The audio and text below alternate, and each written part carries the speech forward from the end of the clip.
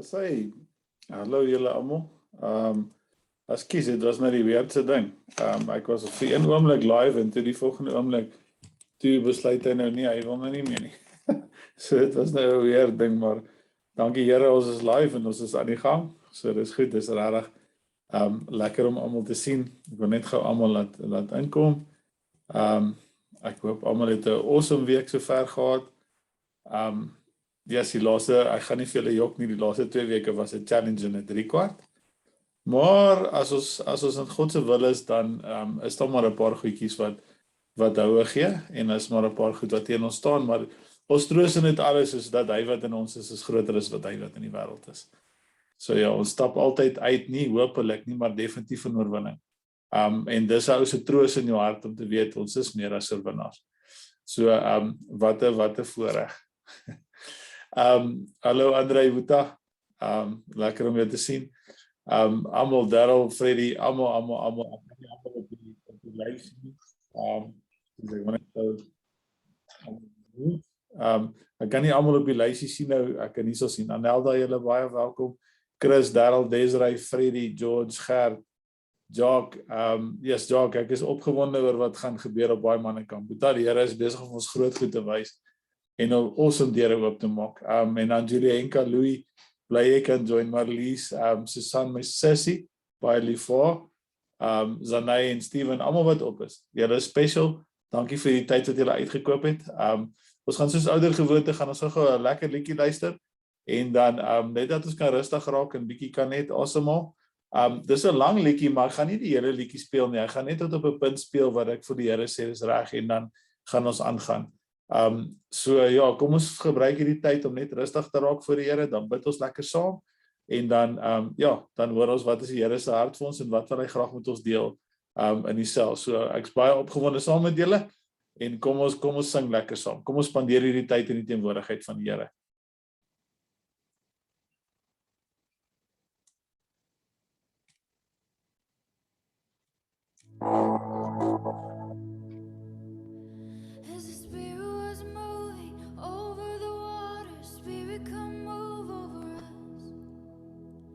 Come rest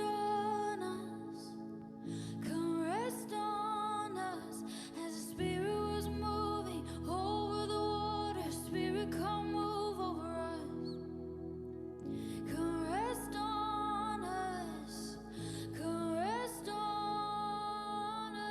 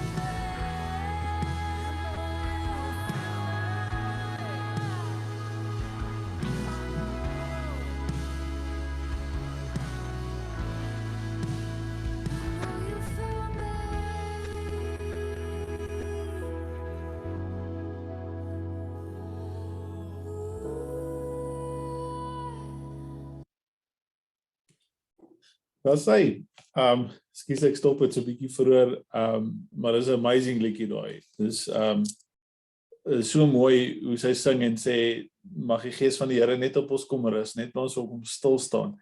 Wat 'n voorreg. Yes, julle, dis daarom maar 'n voorreg om die Here te dien. Dis regtig 'n absolute voorreg. Ek wil gou so vinnig voor ons aangaan, wil ek net so vinnig, kom ons bid gou saam. En dan wil ek ook graag getuig van wat die naweek gebeur het voor ons begin met die woord. So kom ons sluit gou die oë. En dan bid ons lekker saam en dan gee ons vir die Here die geleentheid om te doen soos wat hy wil. Papa God, baie dankie vir die wonderlike voorreg wat ons het saam as familie en vriende in Christus bymekaar te kan kom, Here. Dis altyd net 'n voorreg, Here. Dis 'n voorreg, Here. Soos die woord sê, wat is 'n mens dat U aan ons sou dink, Here? En U dink nie net aan ons nie, U het ons lief sonder voorwaarde.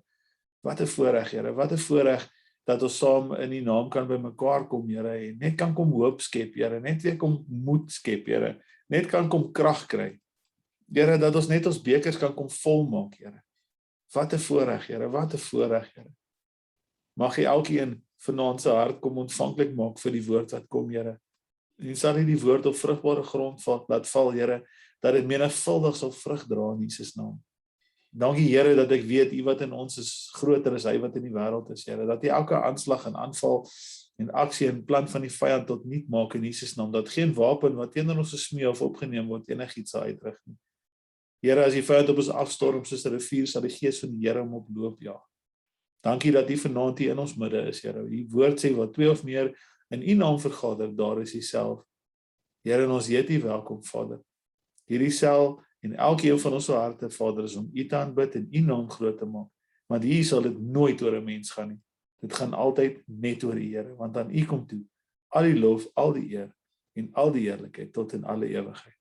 Ek bid ook dat U elke gedagte gevange sal neem tot gehoorsaamheid aan Christus, Here, dat die vyand nie ons gedagtes sal kom steel nie, dat ons gedagtes onvrugbaar sal maak vir die bose, Here, dat ons regtig net kan met 'n oop hart, Here, en 'n gefokusde gedagtegang net kan fokus op U en U alleen. Ons bid dit in Jesus naam. Amen. Amen. Yes, julle, dis regtig soos ek sê, dis regtig weer 'n groot voorreg dat ons almal bymekaar kan kom. Dis Woensdag aand, lekker opgewonde. En eers die naweek julle met die vrouekamp, baie dankie vir almal wat saam met ons gebid het, wat ons gedra het in hierdie tyd. Ekskuus, ek sien die ligte is bietjie op my brille. Vergewe my maar vir daai. En dit was 'n amazingste tyd by die Here. Ek kan nie in woorde eintlik omsit wat die Here hierdie naweek kom doen het nie. Waar die Here net gekom het en mense wat in bitter rowwe omstandighede gesit het, mense wat goed kom bely het dat soos wat hulle praat, breek 'n mens se hart in stukke vir hulle. Om te kan dink dat mense deur dit kan gaan en staande kan bly. En dan maak dit net weer sin hoekom 'n ou deur so baie goed partymal moet gaan en hoekom die aanslag so groot is om die kampe byvoorbeeld te stop. Want dis oor die Here sulke besonderse werk doen. En dis nie oor ons kampe nie, daar's baie kampe reg oor die land en oor die wêreld. Ek praat nie daarvan nie, ek praat net van hoe die Here kom en as ons 'n honger het vir hom en as ons 'n dors het na hom en as ons gehoorsaam is aan hom, hoe hy kom en net mense regtig kom nuut maak. Mense kom aanraak op vlakke wat jy weet, jy as mens kan nie daar gaan nie. Jy as mens kan nie daai persoon help nie. Jy kan hom raad gee en jy kan met hom praat, maar jy as mens met die diepe seer wat daar mense was wat kom sit het, jy as mens kan vir hulle regtig eintlik niks doen nie.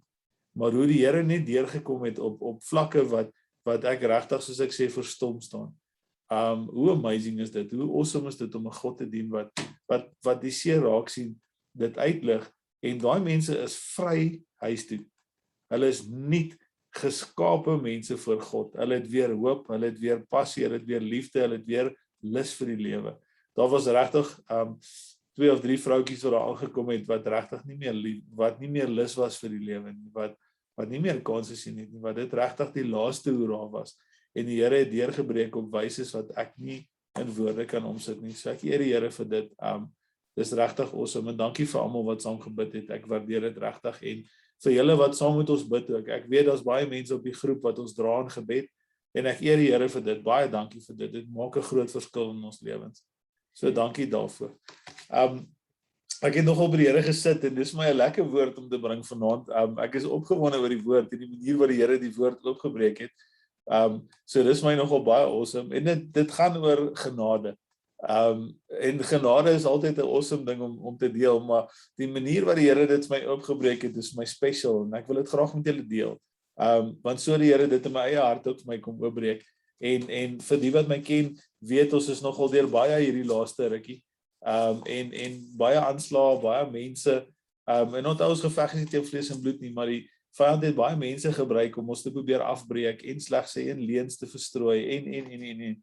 Maar ja, soos gewoonlik hierdie Here deurgekom, soos wat hy altyd doen. Want hy's 'n God wat lief is vir sy kinders en sy kinders beskerm. So as jy op die oomblik deur 'n storm gaan, as jy gaan deur gebuk gaan onder die opinies van mense of die onregverdigheid van die wêreld, wil ek regtig vir jou sê, hou moed, geliefde kind van God, want die Here gaan vir jou deurkom. Die woord sê nog nooit ooit het 'n regverdige geroep om hulp en die Here hom nie geantwoord nie. So hou moed, wees rustig, weet jy staan regverdig vir God en weet dat hy jou sal verdedig. Moenie dit self probeer doen nie. Want as ek en jy dit self probeer doen, dan verloor ons elke keer die geveg, maar as ons die Here toelaat, dan stap ons in oorwinning, want hy sê die geveg is syne. So die geheim lê net om oor te gee en te sê, Here, ek is in elk geval te moeg om aan te hou veg. Vat u die geveg oor en dan weet jy wat die uiteinde gaan vir jou tot absolute seën en redding wees. Maar om terug te kom na genade, ons almal weet die definisie van genade is onverdiende guns. En ek gaan 2 stukkies uit die woord uit vir julle lees en ek weet dis bietjie langer stukkies en ek wil sê dis nie altyd lekker as iemand lees uit die woord uit nie, want dit vat 'n bietjie lank, maar ek wil vir julle sê regtig, ons moet fokus op dit, want in Romeine 10 sê die woord geloof kom dus deur die gehoor, nie gehoor van die woord van God. So dis belangrik om woord te deel. Dis belangrik om skrif te deel. Hoekom? Want dit stig ons, dit voed ons. En dit maak dat ons gees begin heers oor ons vlees en nie andersom nie. So dis baie belangrik. En die eerste stukkie wat ek vanaand met julle wil deel is in Efesiërs 2 vers 8 tot 10 en dit gaan so. Julle is inderdaad uit genade gered deur geloof. Hierdie redding kom nie uit julleself nie. Dit is 'n gawe van God. Dit kom nie deur julle eie verdienste nie en daarom het niemand enige rede om op homself trots te wees nie. Nee. God het ons gemaak wat ons nou is. In Christus Jesus het hy ons geskep om ons lewe te wy aan die goeie dade waarvoor hy ons bestem het. Dis 'n verskriklike mooi stukkie skrif en wat die Here vir my uitgelig het daar vir ons tot redding, dis 'n gawe en die gawe is Jesus Christus se offer aan die kruis. Sodat ek en jy genade kan ontvang, sodat ek en jy 'n hoopvolle toekoms kan hê. En meer as 'n hoopvolle toekoms, dat ek en jy 'n toekoms kan hê. Want ons is so verlore in ons eie, dat Vader dit gesien het en geweet het, hy moet sy seun stuur, sodat ek en jy in genade kan begin leef, maar dat daarvan genade vir ons kan wees. En die mooi wat die Here ook vir my uitlig is, hierdie redding kom nie uit ons eie uit nie, en dis nie iets wat ons kon verdien nie. En hoekom noem hy dit spesifiek?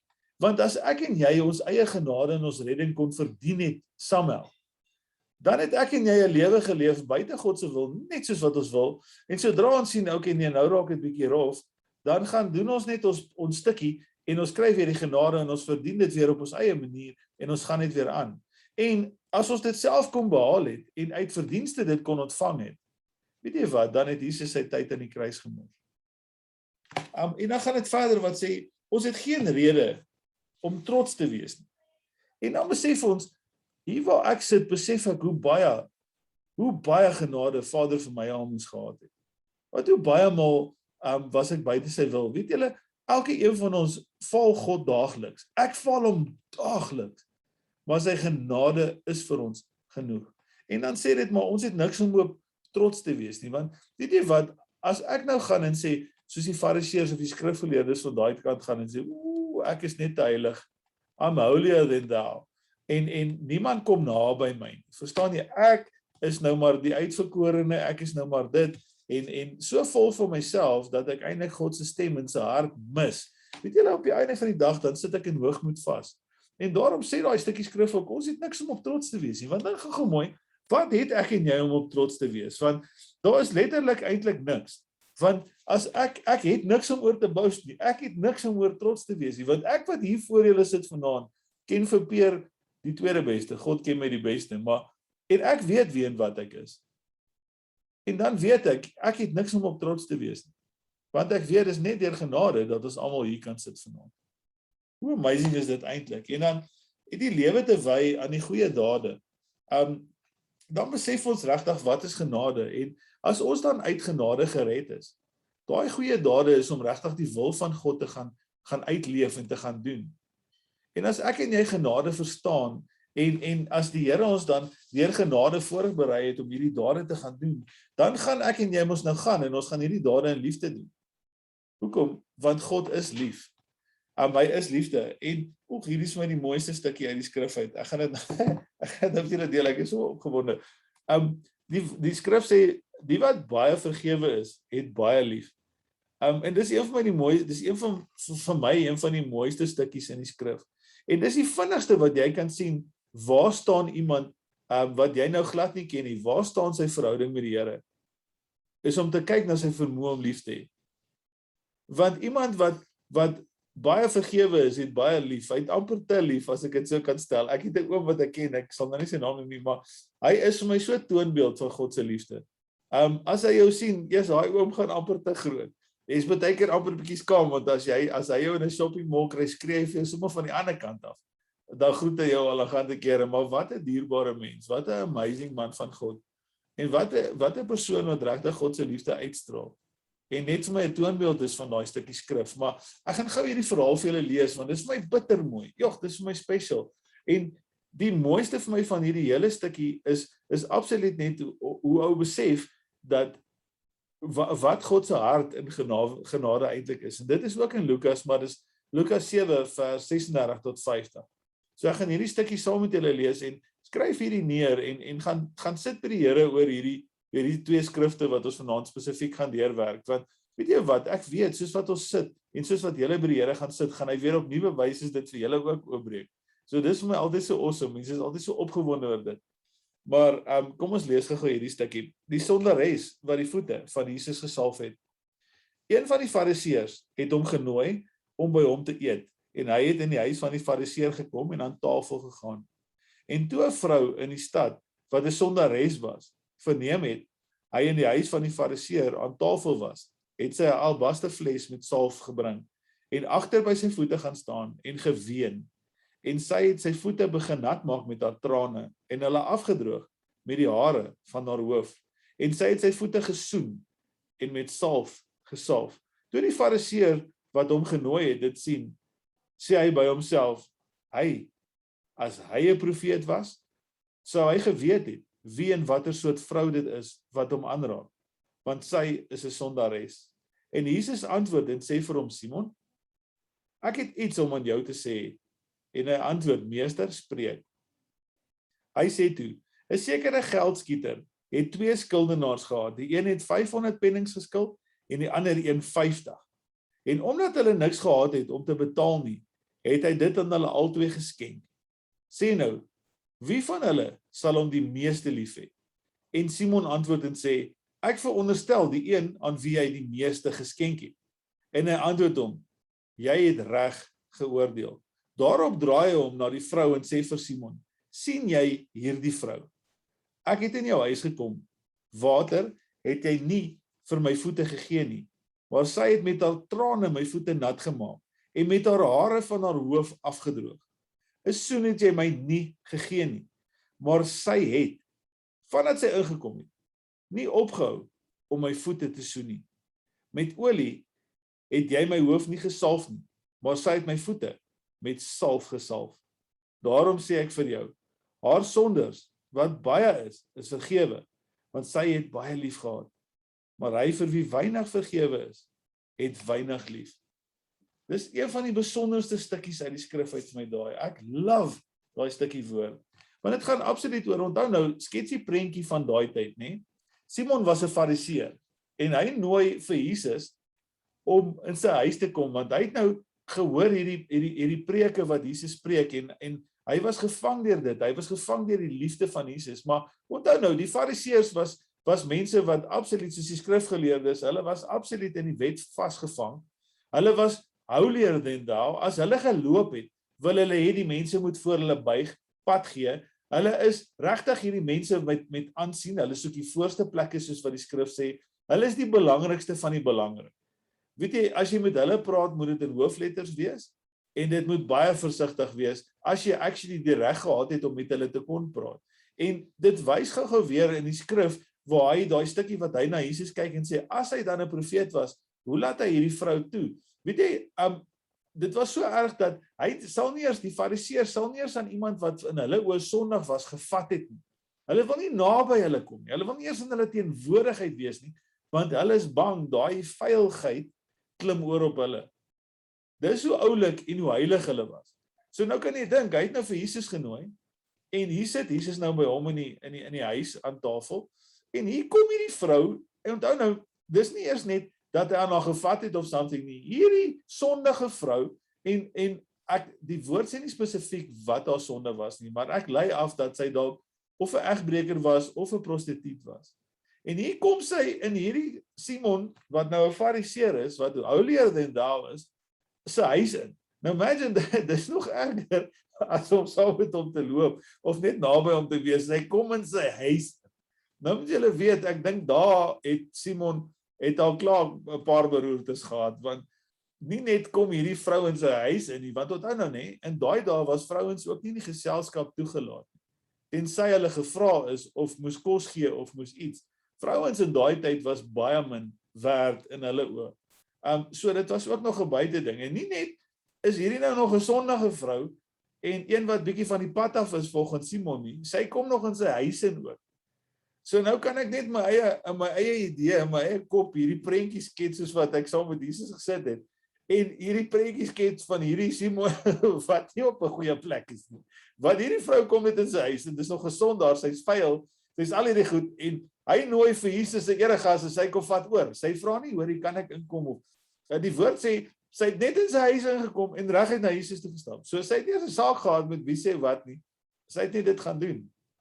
En dis my amazing, maar nou dink vir jouself nou, nê?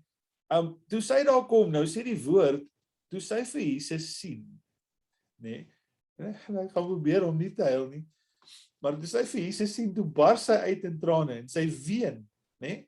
Nou dink, weet julle hoekom? Soos dat ek by die Here sit, wys die Here my eie hart ook en soveel mense, soos wat as vir ons wat regtig al 'n ontmoeting met Jesus gehad het, nê? As jy daai liefde ervaar, verander dit jou lewe blywend. Nou dink, die skrif sê hierdie vrou het gekom en toe sy vir Jesus sien, sy wou nie, sy wil net sy voete salf.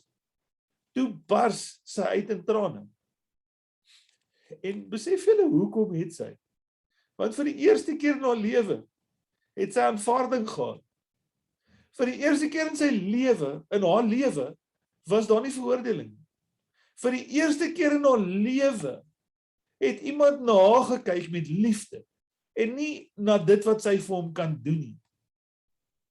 Imagine dit, vir die eerste keer in haar lewe het sy 'n ontmoeting met liefde. Vir die eerste keer in haar lewe besef sy wat ware liefde is. Ek dink dit was life-changing, obviously in haar lewe, maar soos wat ek by die Here sit daaroor, dan besef ek in my eie lewe, toe ek die Here ontmoet het, ek op die eerste keer in my lewe regtig besef wat is liefde.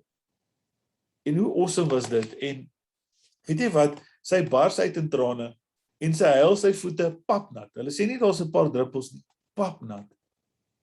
En sy het nie 'n doek om sy voete af te vee nie. En sy gaan, en sy vee sy voete af met haar hare, skets vir jouself hierdie prentjie. En na sy voete afgedroog het met haar hare, gaan sy en sy kan nie ophou om sy voete te soen. Nou wil ek die ander deel van die prentjie vir julle skets om te sê, weet julle hoe erg was dit? Want dink gou self, ek sê dit baie, maar die wat my ken weet, ek is nou nie regtig 'n voete mens nie. Ek vra vir bevestiging as die Here sê ek moet voete was, want dis vir my so 'n bietjie 'n issue, maar ek doen dit met liefde, ek love voete was. Ek praat nie af van ek love dit. Maar die Here moet sê, maar so voete is maar 'n ding, né? Nou dink vir jouself, ons het almal ou se heavenly, né? Nou ek is terug by die smelter, so na so 'n dag se safety boot storie is loop die job nie altyd mooi nie. Ou moet maar ekstra bietjie was en spuit en al die dinge, of jy nou wil of nie, die safety boots, dis maar hoe dit werk. Nou dink gou vir jouself, daai tyd het hulle nie elke dag gestort soos ons met warm water. en 'n lekker badseepie of 'n ou se heavenlietjie of 'n dingetjie nie, nê? So dink gou vir jouself, skets vir julle daai prentjie. Van hoe ek sê nie Jesus, ek praat nou nie af van Jesus nie, ek praat oor die algemeen hoe voete was daai tyd. En sy het gegaan en sy het sy voete eintlik gaan skoon huil. Sy het dit afgedroog met haar trane, met haar trane gewas, met haar hare afgedroog. En sy kon nie ophou om Jesus se voete te soen nie. Hoekom dink julle het sy dit gedoen? Want sy het 'n ontmoeting met liefde gehad. Sy het 'n ontmoeting met liefde self gehad. En sy het sy voete gaan salf. En dit was 'n baie groot teken van respek en liefde en aanvaarding en ontvanging van dit wat hy is en wie hy is. En waar die fariseer kom, waar Simon nou kom en hy bevraagteken eintlik vir Jesus en hy sê ja, maar as hy dan nou 'n profeet is, moes hy mos dan nou geweet het wat is hierdie vrou. En Jesus, soos wat ons ook ken Simon se gedagtes en hy weet dit. En die verhaal gaan verder. Onthou nou, 'n penning was 'n dag se loon. So vir 'n dag se werk het jy 'n penning gekry. So die een ou het omtrent 'n jaar en 'n half se werk geskuld, nê? En die ander ou het 50 dae, so kom ons noem dit 'n maand en 'n half. En hy bring daai gelykenis vir hom en hy sê vir hom, okay, wie dink hy gaan die meeste lief hê? En hy sê natuurlik die een wat die meeste vergewe is. En Jesus sê vir Simon net daar, weet jy wat, jy het reg geoordeel nou. En hy sê vir die vrou, gaan, jou sondes is vergewe. En hoe awesome is dit, want hoe baie haar sondes was en hoe Jesus dit vergewe, maar Simon wat daar sit, wat die wet onderhou, wat nie idee het wat liefde is nie. En daar eintlik dink ek besef, wat is liefde? Om te sien wat Jesus, hierdie vrou wat volgens hulle nie eens aangeraak moet wees, sy mag nie eers in hulle teenwoordigheid kom nie. En Jesus laat haar toe om in te kom, sy was sy voete, en Jesus leer vir Simon wat is ware liefde. Wat is onvoorwaardelike liefde? Ek weet nie of Simon dit gevat het nie, ek bid in my hart hy het, maar ek dink na so openbaring, om daar te sit en dit te besef, kan geen mens anders, as om op sy knieë voor God neer te val en om te aanbid vir wie hy is. Want weet julle wat, die direkte vertaling van genade is dan om te sê onverdiende guns. Maar vir my is die direkte vertaling van genade is liefde. Dis regtig, dis daai onverdiende, onvoorwaardelike liefde, wat Jesus vir elke een van ons het. En dan, die volgende verhaal wat ek met julle wil deel, is die stukkie wat gaan oor Jona. En ons almal ken vir Jona. Jona was ook 'n profeet na Elia dood is, en hy kry die opdrag by God, dat hy na Ninive toe moet gaan, want Ninive se wiele kom bietjie af, die mense daar is baie sleg, die mense is besig met alles buite God se wil, en ons ken die verhaal waar Jona nou sê, daar is nie manier nie, hy kry die opdrag, maar hy hardloop weg van dit af. Maar om die storie bietjie vleis te gee, dat jy besef hoekom hy dit gedoen het. Onthou, in daai tyd was Ninive, al die, ek wil sê die goddeloses, en hulle het die Israeliete verskriklik te nagekom, en verskriklik gesteel by hulle, en goed gevat by hulle, en hulle verskriklik sleg behandel. So, verstaan van waar af Jona gekom het. Nou moet hy na die mense toe gaan, wat vir hulle eintlik vyande is, né? Wat regtig vir hulle vyande is. Nou moet hy wat Jona is, na hierdie mense toe gaan. En nou vir hulle gaan sê, dis okay, die Here sê, julle moet hom net, of julle moet net julle sondes bely, dan vergewe hy julle. So ek kan in my eie hart dink, Jona het nie lekker gedoen met hierdie ding, en ek dink partymal in ons eie lewens, as ons genade nie verstaan nie, is dit vir ons ook moeilik om dit te gaan doen. En dis is iemand wat julle, daar's 'n boeta wat ek vir baie jare voor gebid het, en deur die genade van die Here weet ek, hy kom kamp toe, maar dis iemand wat my in my eie lewe al baie seer gemaak het, en baie te nagekom het, maar deur die genade van die Here het die Here nog steeds deurgekom, en doen die Here baie besonderse goeder. Dis soos die naweek op die vrouekamp ook. Maar in elk geval, om terug nou te kom by Jona, né? En Jona besluit, hy gaan vir God ongehoorsaam wees, want weet julle wat? Jona in sy hart voel, hy weet beter as God. Want God gee hom hierdie opdrag, maar hy in sy hart redeneer hy, maar weet God dan nie, hoe is hierdie mense van Ninive nie? Hoekom wil hy na hulle toe gaan? Hoekom wil hy vir hulle sê, gaan bely en dan is julle okay? Dan gaan God julle vergewe. Hy voel maar, dis nie regverdig nie. En ons ken die storie, Jona klim op die boot en hy gaan 'n ander rigting en hier is die verskriklike storm en die matrose vra, praat met hom, hulle sê van môre, wie is jy nou eintlik? En hy bely en ek moet sê daar kry 'n ou 'n nuwe beeld van wie Jona regtig is, want hy kon gejok het, maar hy het nie. Hy het daar gesê, weet julle wat, ek dien die God van hemel en aarde en hy het vir my 'n opdrag gegee om na Ninive toe gaan en ek was hom ongehoorsaam, ek wou nie gaan nie. En dit is hoekom hierdie storm so is. En hulle vra vir hom, okay, wat moet ons doen om hierdie storm te laat kalmeer? En hy sê vir hulle, gooi my oorboord. Nou, dit is ook nou nog 'n groot ding, nee, om te weet, nou is Jona hier so uit na aangejaag, maar gooi my oorboord, so hy gaan eintlik maar verdrink, nee. So hy het eintlik maar gesê, okay, dis dan nou klaar met my, want ek was ongehoorsaam aan God. Dis hoekom dit al hierdie gebeur en ons ken die storie, hulle gooi hom oor en die vis sluk vir Jona aan. Nou, die volgende deel van die prentjie wat ek vir julle wil skets is, ons almal weet hoe ryk vis, né? Nou vis is bietjie af. Nou vir ons ouens wat party van ons hou van visvang. Ek is nie so groot op die papswaai nie, ek ken dit net nie. Maar ek het 'n sussie wat se man die uitverkorene is as dit nou kom by papswaai en die res. Daai ou wat hy sit die P in papswaai. So ek maak dik chommies nou met hulle want hy gaan my leer, ek weet dit. So hulle is op, so ek hoop hy luister. Maar dit is net 'n grappie, maar dit vrot, nee, 'n vis vrot. Dis nou maar so. Nou dink nou vir 3 dae en 3 nagte was hy in hierdie vis se maag. So ek dink dit was so lekker vir Jona daar binne nie, nee. Ek kan net in my eie kop dink as ek in die helfte van die tyd jy kan nie slaap nie want jy gaan versuip as jy slaap want die maag is nog vol water ook. So ek dink dis 'n gestoei daar binne, maar weet julle wat die eintlike doel van al hierdie was? Jona moes na Ninive toe gaan. En hy moes 'n woord vir Ninive gaan bring om te repent, te bely, en dat God hulle sondes kan vergewe. Maar Jona wat Jona is, het nie genade verstaan nie. Want onthou, Jesus was nog nie daar nie. So Jona het nie verstaan wat genade is nie. Nou sit hy in hierdie vis, né? En dit is nag. En in sy swakste, laagste, eindigste, seerste, roep hy tot God. En hy bely. En hy sê, Vader, ek is jammer. Ek wat Jona het gedink ek weet beter. Ek wat Jona is, het nie gevoel Ninive verdien dit nie. Vergewe my. En daar in daai vis se maag leer Jona wat is genade.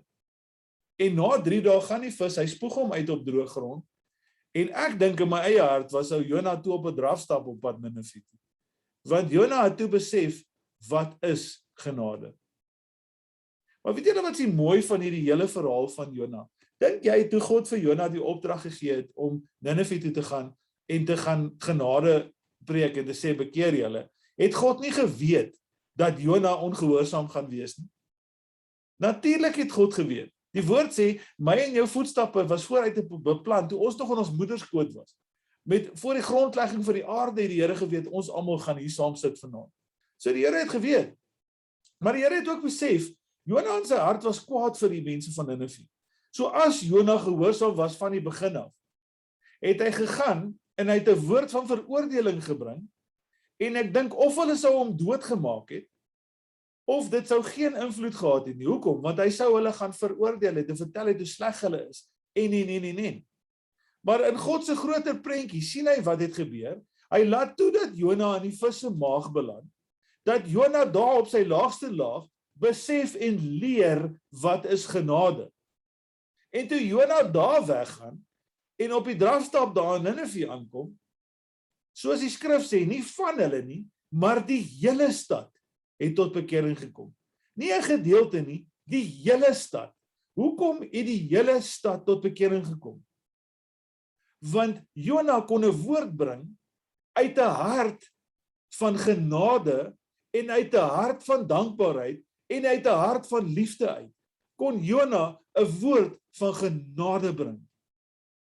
En daai mense kon dit ontvang en hulle kon onmiddellik repent, omdraai en die hele stad is gered.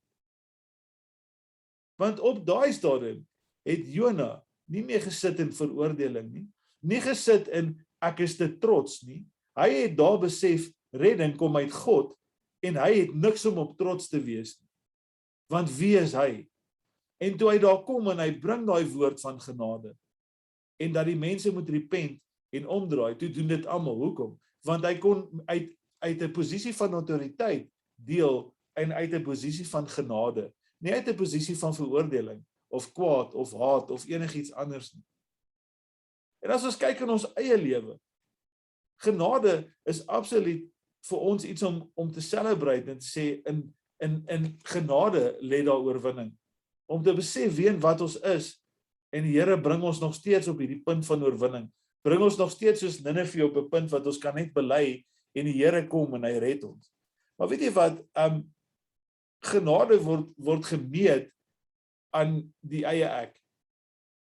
Die maatstaf vir genade is die manier wat jy liefhet. En weet jy wat, as ek en jy nie kan lief hê nie, kan ons ook nie mense genadig wees nie. So hoe meer ek en jy, daar's so 'n pastoor wat altyd sê en ek love it, hy sê die eie ek moet vrek. En as jy besef hoe meer ek en jy bereid is om te sterf van onsself en meer as net sterf van onsself te besef wat God my en jou al vergewe het. Hoe makliker gaan ons genade hê vir die wat om ons is. Hoe makliker gaan ons genade hê vir die wat ons veroordeel, die wat so in ons kele wil afdruk, hulle wil, die wat so negatief is teen ons, die wat so sleg praat van ons, die wat ons so probeer afbreek. Hoe meer ek en jy gesterf het in onsself en besef waaruit God ons gered het en besef wat is genade, hoe meer genade gaan ons ook vir daai mense hê wat ons veroordeel. Soos 'n Jona het God om genade geleer. En partymal gaan ek en jy deur moeilike dinge. Partymal gaan ons deur seer dinge wat mense slegte goed aan ons doen. Maar weet jy wat, dit is absoluut 'n genadegawe ook van God wat hy daai gebruik om my en jou net weer terug te bring en te leer wat is genade. Want ons gaan nie genade leer as ons nie gechallenged word nie. En dan kan ons genade hê vir die wat ons so sleg behandel, want weet jy wat, daai mense het eintlik die liefde van Christus die meeste nodig van almal. En as ons terugkom net, wat is genade anders as God se onvoorwaardelike liefde? So mag die Here daai genade in ons harte kom vasmaak, sodat ek en jy kan gaan lief hê, soos wat Vader van ons verwag om lief te hê. So mag die Here julle bless en mag die Here julle seën en mag die Here regtig soos wat julle uitbeweeg, as julle alles anders vergeet het, onthou net daai vrotmaag van daai vis en waar Jona gegaan het en genade gaan leer het en gegaan het en gaan lief hê. So ek wil saam met ons bid nou dat die Here ons die genadegawe sal gee om te kan lief hê en genoeg genade hê vir almal wat om ons staan, dat ons vir hulle ook kan bid en vir hulle kan gaan lief hê.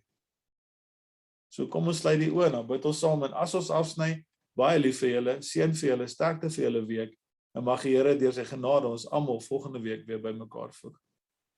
Vader God, dankie vir die woord, Here. Dankie vir genade, Here. Dankie vir genade, Here. Dankie vir genade, Here. Kan nie genoeg dankie sê vir die genade nie, maar Vader, kom maak die liefde in ons harte ook vas, Here. Dat ons genoeg genade sal hê vir die wat om ons is, juis vir die wat so teen ons opstaan, juis vir die wat ons so challenge, Here, juis vir die wat ons so veroordeel, juis vir die, Vader God, wat so sleg maak en sleg praat, Here.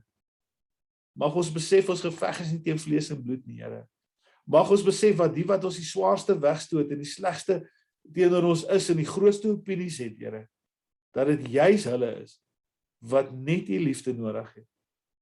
Vader, mag ons deur die genade in ons eie harte net tot die diepe besef kom, wat het U ons nie vergewe nie, Here.